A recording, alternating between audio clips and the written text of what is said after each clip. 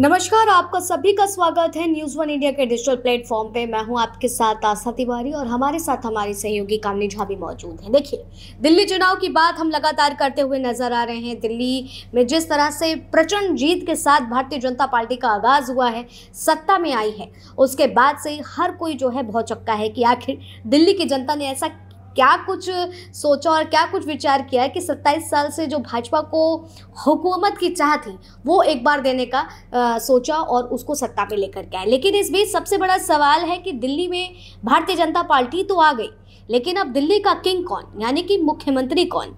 क्योंकि भारतीय जनता पार्टी को लेकर के लगातार कहा जाता है कि हमेशा ही अपने ऐसे निर्णय लेती है जो चौंकाने वाले होते हैं। जहां ना पहुंचे रवि वहां पहुंचे कवि वाली स्थिति में हर बार भारतीय जनता पार्टी दिखती है। तो ऐसे में इसी बात को समझने के लिए आज हम छोटी सी चर्चा करेंगे और जानने की कोशिश करेंगे कि आखिर जिन चेहरों के नाम लगातार दिल्ली इलेक्शन से ही चल रहे हैं और चुनाव जीतने के बाद सीएम पद के लिए चल रहे हैं, उसमें कितना कुछ परसेंटेज चांस है कि वो दिल्ली के किंग बन सकते हैं, यानी कि दिल्ली के मुख्यमंत्री बन सकते हैं। तो कामनी, आपको कैसा लग रहा है, कि क्या लग रहा है, अगर मैं कहूँ तो किस तरीके से आप देख पा रही हैं और ऐसे कौन से नाम हैं जिन पर लग रहा है कि इस बार मुहर लगती हुई नजर आएगी? देखिए, जैसे आस्था आपने बोला है कि जहाँ न पहुँचे रवि वहाँ पहुंचे कवि, तो भारतीय जनता पार्टी ने जिस तरीके से उत्तर प्रदेश में जब वो सीएम योगी आदित्यनाथ को मतलब सीएम का चेहरा बनाती है, वो भी चौंकाने वाला होता है। क्योंकि हम लोग तमाम टीवी पे देखते हैं कि तमाम वो लोग मंदिर जा रहे हैं, पूजा पाठ कर रहे हैं, नाम फाइनल हो चुका है, ये बनेंगे मुख्यमंत्री। अचानक से योगी आदित्यनाथ का नाम भारतीय जनता पार्टी ले लेती है। उत्तराखंड में भी जिस तरीके से अब वहाँ पे अपना मुख्यमंत्री बदलती है, वो भी अपने आप में चौंकाने वाला होता है। हरियाणा में मुख्यमंत्री बदल देती है। यहाँ पर आस्था लोगों के दिमाग में चल रहा है प्रवेश वर्मा को बनाया जा सकता है, क्योंकि उनके पिता मुख्यमंत्री रह चुके हैं और उनकी छवि एक ईमानदार मुख्यमंत्री के रूप में रही है। और इस हिसाब से ऐसा माना जा रहा है कि शायद उन्हें मौका मिल सकता है, क्योंकि देखिए उन्होंने हराया भी किसी आम इंसान को नहीं है। हराया उन्होंने उसको जो 3 बार मतलब कह सकते हैं कि 3 बार के मुख्यमंत्री थे, क्योंकि 11 साल की सरकार थी। तो अरविंद केजरीवाल को नई दिल्ली से उन्होंने हराया। और इस बीच ये भी है कि बिहार में चुनाव है। बिहार में चुनाव है तो वहाँ का, क्योंकि अगर आप प्रधानमंत्री नरेंद्र मोदी का दिल्ली की जनता ने जो इतना बड़ा मैंडेट दिया, उसके बाद प्रधानमंत्री नरेंद्र मोदी भारतीय जनता पार्टी के हेड ऑफिस जब जाते हैं दिल्ली में, और शाम में जब वो जिस तरीके से भाषण देते हैं, संबोधित करते हैं अपने कार्यकर्ता को, तो उसमें वो बिहार का जिक्र करते हैं। बिल्कुल, देखिए बिहार का जिक्र तो उन्होंने किया, लेकिन इस बीच में सबसे ज्यादा जो जिक्र था उस बात का भी था कि मैं खुद एक पूर्वांचली सांसद हूँ और पूर्वांचलियों से मेरा एक अनोखा अटूट रिश्ता है। देखिए, बिहार चुनाव भी है और देखिए दिल्ली की राजनीति को लेकर के भी कहा जाता है कि दिल्ली की राजनीति से ही रेखाएं जो हैं वो पंजाब की ओर जाती हैं। और आम आदमी पार्टी ने भी इसी सीट पर जो है पंजाब पर अपनी सरकार बनाई है। वही चीज तो है ना कि देखिए पहले दिल्ली में सरकार बनी, आम आदमी पार्टी आती है, उसका उदय दिल्ली में होता है और सरकार पंजाब में जाके इतनी बढ़िया बनती है कि बीजेपी और कांग्रेस देखती रह जाती है और सरकार आम आदमी पार्टी की बन जाती है। तो यहाँ पर अब देखिए मनोज तिवारी का भी नाम ऐसा लग रहा है कि भाई बिहार है तो बिहार को साधने के लिए मनोज तिवारी। लेकिन मुझे यहाँ पर लगता है कि आस्था कि मनोज तिवारी नहीं हो सकते हैं, क्योंकि देखिए बिहार में जातीय जो कहते हैं जातिवाद बहुत ज़्यादा है।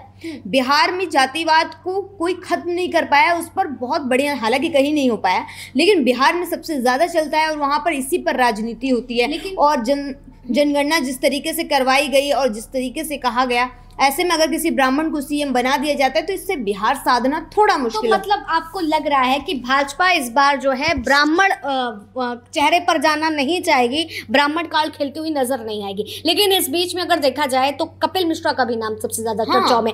कपिल मिश्रा जो एक वरिष्ठ नेता के बतौर भी जाने जाते हैं, आम आदमी पार्टी में थे और किस तरीके से भाजपा में है और भाजपा में उनको जो एक पहचान मिली, जिस तरह से उनका बोलने का तरीका, हर एक चीज, और एक ना एक एंगल देखा जाए तो बिहार एंगल भी उनसे जुड़ता हुआ दिखता है।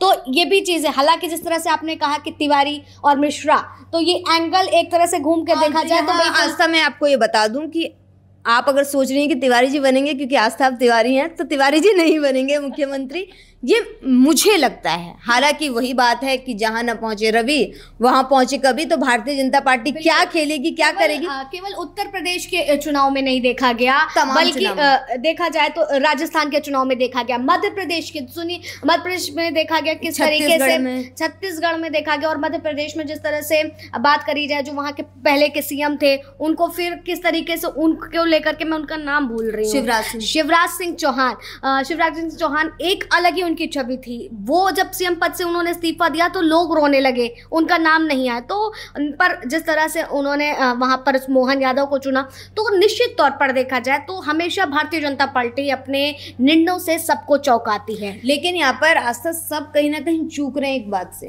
क्या बात यह है कि आपको शीला दीक्षित याद आती है दिल्ली में, सुषमा स्वराज भी याद आती हैं आप लोगों को दिल्ली में, आतिशी भी अभी मुख्यमंत्री थी। दिल्ली ने 3 महिला मुख्यमंत्री देख ली है ना, तो चौथी मुख्यमंत्री भारतीय जनता पार्टी महिला क्यों ना दे दे? तो क्या आपका मतलब है बांसुरी स्वराज हो या कोई हो? क्योंकि देखिए 2 या 3 विधायक अभी भी जीत के आई हैं भारतीय जनता पार्टी से, और एक पहलवान भी है महिला। तो जिस तरीके से पहलवान महिलाओं के जिस तरीके से आरोप लगे भारतीय जनता पार्टी के एक नेता पर, और इस तरीके से, हालांकि हरियाणा इसके बाद भी भारतीय जनता पार्टी जीतती है, लेकिन उसके लिए भी ये कहा जाता है कि उसका श्रेय कांग्रेस को जाएगा, क्योंकि कांग्रेस आपस में लड़ती रही, इसीलिए अपनी जीती हुई जमीन वो खो चुकी थी और लोगों ने भारतीय जनता पार्टी को वोट दे दिया।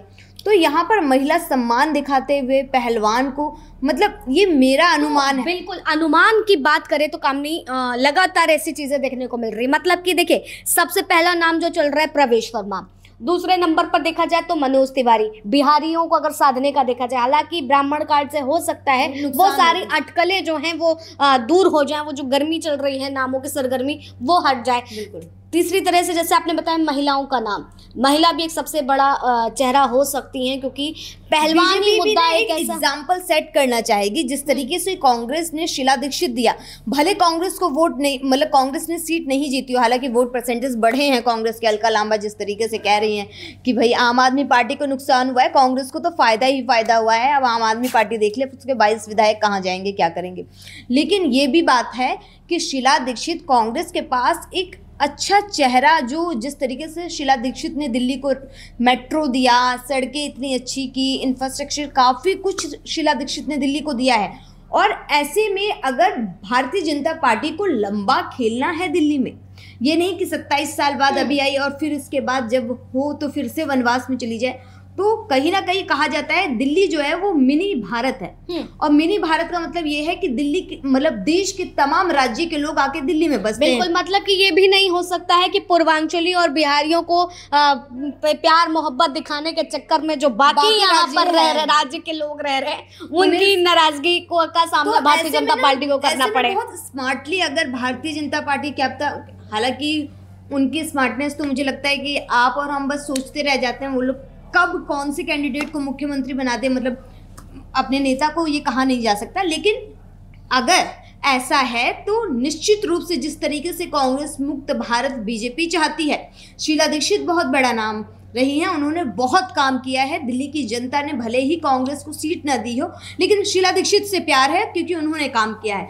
तो ऐसे में शीला दीक्षित को भूलकर बीजेपी के मुख्यमंत्री को जनता याद रखे, इसीलिए एक महिला चेहरा को भी वो लोग मुख्यमंत्री बना सकते हैं। जिस तरीके से ये सस्पेंस की बात करी, तो एक सस्पेंस मुझे भी लगता है कि इन सारी चीज़ों में ऐसा सस्पेंस भी हो सकता है। देखिए, हमने हर बार के चुनाव में देखा है कि कोई ऐसा ही व्यक्ति आया है जो ना तो पॉलिटिकली ज़्यादा एक्टिव रहा हो उस समय पे, हालांकि अब तो जिस तरह से जो चयन हुए वो एक्टिव रहते हैं, तो कोई ना कोई एक ऐसा चेहरा भी चुन सकती है कि जो बिल्कुल ही अलग हो। वो ये होता है ना आस्था कि आपको और हमें लगता है कि पॉलिटिकल एक्टिव नहीं है, क्योंकि ज़्यादातर ये होता है कि हम बड़े बड़े चेहरे का मतलब है बड़े बड़े पदों पर जो पहुंच चुके हैं, क्योंकि आज जो बड़े हैं कभी वो भी छोटे रहे होंगे। तो वही चीज़ है कि आज जो छोटे हैं वो कभी बड़े होंगे, और जो बड़े हैं, समय कहते हैं ना बहुत बड़ा बलवान होता है, वो कब किसे कहाँ बिठा दे कुछ नहीं कहा जा सकता। तो अगर हम ये सोचें कि राजस्थान, मध्य प्रदेश और छत्तीसगढ़ में जिन्हें मुख्यमंत्री बनाया गया वो लोग छोटे थे, तो कहीं ना कहीं जो एक नेतृत्व है उन्होंने जमीन से उन्हें उठते हुए और काम करते हुए पार्टी के लिए देखा है। तो ऐसा ही कोई निश्चित रूप से दिल्ली में भी हो सकता है। और दिल्ली में जिस तरीके से भारतीय जनता पार्टी की सबसे ज्यादा राज्यों में उनकी सरकार है। इन सब के बावजूद आपने एक भी महिला मुख्यमंत्री नहीं दिया है देश को। और महिला मुख्य मतलब किसी राज्य में महिला मुख्यमंत्री नहीं है। अब महिला सशक्तिकरण की बात करते हैं, और जब ये आप बात करते हैं तो बात करना आसान होता है कि मुश्किल है। बेटियों को पढ़ाना चाहिए, बेटियों के साथ ससुराल में कुछ गलत हो तो उसके माँ बाप को साथ देना चाहिए, लेकिन देखा जाता है कि आपने अपने घर की बेटी के साथ क्या किया। तो ये भी नजरें हैं लोगों की कि मुख्यमंत्री महिला क्यों नहीं हो सकती हैं। तो देखिए, चर्चा जो है बहुत ही ज्यादा, जितना हम इसके गहन जाएंगे और उतनी ही चीजें निकल करके सामने आएंगी। बिल्कुल। अब जैसे देखिए, परवेश वर्मा का नाम, क्रेडिट भी ना भारतीय जनता पार्टी को जाएगा, क्योंकि वो कब क्या करेगी नहीं करेगी। बिल्कुल, क्योंकि भारतीय जनता पार्टी की स्ट्रेटजी ही ऐसी रहती है कि उसको समझ पाना हर किसी के लिए मुश्किल होता है। क्योंकि अब जो चेहरों की बात करी, परवेश वर्मा का नाम हरियाणा के लिए अलग नाम चल रहा है, और इसके बीच में देखिए अभय वर्मा जो वहां से क्या बोलते हैं विधान लगातार जीतते हुए आए। लक्ष्मी नगर विधानसभा सीट से हमेशा उनको देखा गया है कि जब आम आदमी पार्टी थी, लेकिन उनका जीत का सिलसिला जो था वो बरकरार था। तो ऐसे भी कई चेहरे हैं जिन पर चर्चा लगातार हो रही है। लेकिन इस बीच में हमें वो भी नहीं भूलना चाहिए, वीरेंद्र सचदेवा जो दिल्ली के प्रदेश अध्यक्ष हैं, और शायद अगर ये कहना गलत नहीं होगा कि दिल्ली की राजनीति में हर एक पार्टी के कार्यकर्ताओं को, हर एक जनता को, उनको एकजुट करने का काम अगर किसी ने किया है तो उन्हीं ने ही किया है। वही तो बात है ना आस्था, कि भारतीय जनता पार्टी, उनके अध्यक्ष, उनके कार्यकर्ता, तमाम लोग बूथ पर जो काम करते हैं ना, ये काम दूसरी कोई पार्टी नहीं कर रही है। क्योंकि दूसरी कोई पार्टी करती तो कांग्रेस की जो शीला दीक्षित रही, कांग्रेस ने शीला दीक्षित मुख्यमंत्री दिया दिल्ली को, जिनकी तारीफ तो हर कोई करता है, लेकिन बूथ पे वो चीज़ आप सही से पहुंचा नहीं पाए। क्योंकि जो युवा हैं, क्योंकि जब शीला दीक्षित की सरकार रही होगी, जो हमारे जैसे होंगे वो बच्चे रहे होंगे, तो बच्चों को नहीं पता होता, बच्चों को आपको कि आप जिस मेट्रो में जा रहे हो ना, ये शीला दीक्षित की सरकार ने बनवाया। लेकिन इन सब के बीच में अगर देखा जाए तो ये भी कहा जा सकता है कि भारतीय जनता पार्टी जिस स्ट्रेटजी से चलती है कि अगर उसकी पार्टी में एक मामूली सा 2 दिन का भी आया हुआ कार्यकर्ता है, अगर पार्टी को दिख रहा है कि वो काम कर रहा है, तो उसके सर पर सहरा से जा करके, माथे पर तिलक लगा करके एक बड़ा पद देने का जज्बा रखती है। तो यही तो चीज है जो भारतीय जनता पार्टी को बाकी पार्टियों से अलग बनाती है, और यही वजह है कि ये केंद्र में भी है और अब दिल्ली के राज्य में भी आ गए। बस अब दिल्ली की जनता चाहती है कि भैया मुख्यमंत्री जल्द से जल्दी चुना जाए और उनके लिए काम किया जाए, क्योंकि चैलेंज तो काम करने का ही है। बिल्कुल काम, क्योंकि बातें तो बहुत हुई हैं, और दिल्ली अब कितना परिवर्तित होगी, यमुना कितनी साफ होगी, और कौन से मुख्यमंत्री के हाथों दिल्ली की डोर सौंपी जाएगी, ये लगातार चर्चा जो है वो जारी रहेगी जब तक खुद भारतीय जनता पार्टी इस बात का ऐलान नहीं कर देती। हालांकि आपको क्या लगता है कि कौन हो सकता है मुख्यमंत्री, और खास करके अगर दिल्ली वासी इस वीडियो को देख रहे हैं तो मैं आपसे अभी आग्रह करूंगी कि आप किसको चयन करना चाहते हैं इस बार दिल्ली का मुख्यमंत्री। भारतीय जनता पार्टी को तो चुन लिया, लेकिन चेहरा सीएम का किसे पसंद कर रहे हैं, कमेंट सेक्शन में जरूर बताइएगा। तब तक के लिए नमस्कार।